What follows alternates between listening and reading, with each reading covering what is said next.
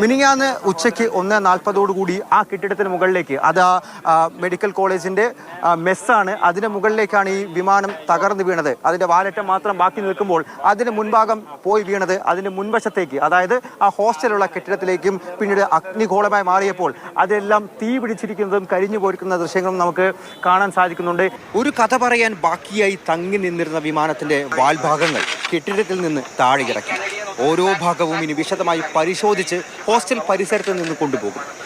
വിമാനം ഇടിച്ചു കയറിയപ്പോൾ കെട്ടിടത്തിൽ സംഭവിച്ച കാര്യങ്ങളുടെ ഭീകരത ഈ അവശേഷിപ്പുകളിലൂടെ ഇപ്പോൾ വ്യക്തമാണ്.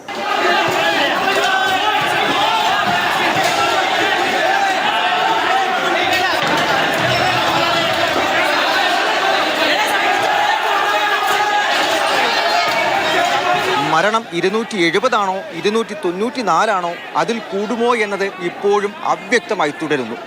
ദുരന്ത സ്ഥലത്ത് ഇന്നും മൃതശരീരം കിട്ടി.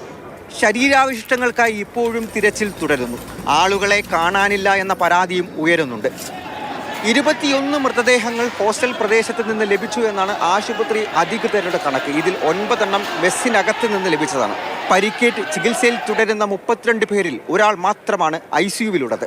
മൃതദേഹങ്ങൾ തിരിച്ചറിയാനാകാത്ത വിധം കത്തിക്കരിഞ്ഞതുകൊണ്ട് തന്നെ DNA പരിശോധനയ്ക്ക് 36 മുതൽ 48 മണിക്കൂർ വരെ എടുക്കുമെന്നാണ് ഫോറൻസിക് മേധാവി വ്യക്തമാക്കിയിരിക്കുന്നത്. During the postmortem, it is very essential that the right part of the body has been identified for the collection of the DNA sample.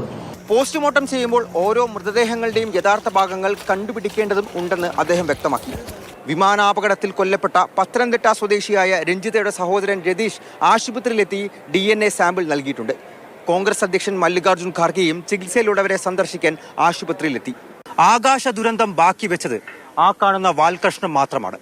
Air India 171 അസ്ഥികൂടത്തെ സാക്ഷിയാക്കി ഇപ്പോഴും ഈ വഴി അനേകം വിമാനങ്ങൾ പറന്നുയരുന്നുണ്ട്. ഇതൊരു ഓർമ്മപ്പെടുത്തലാകണം. ഇതുപോലെയൊരു കാഴ്ച ഇനിയൊരിക്കലും കാണില്ല എന്ന് നമുക്ക് പ്രതീക്ഷിക്കാം. അഹമ്മദാബാദിലെ ദുരന്ത ഭൂമിയിൽ നിന്നും ഷിജു പട്ടുവത്തിനൊപ്പം അർജുൻ പീതാംബരൻ, മാതൃഭൂമി ന്യൂസ്.